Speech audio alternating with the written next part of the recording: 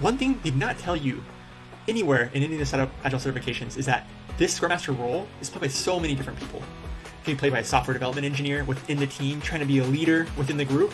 It can be played by a program manager or project manager switching into the software or trying to be more agile, or it also can be a mixture of somebody else, maybe a manager or the software engineer that do more of the HR role as well, but they also play a hat as the leader within that group.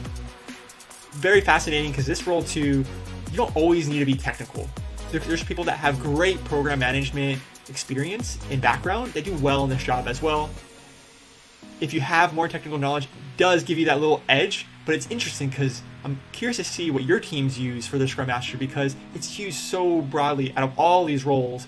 It tends to be a different person, and in practice, this is what ends up happening. And it's interesting because it does take a different type of skill set to actually capture what that role is doing and also who's playing that role.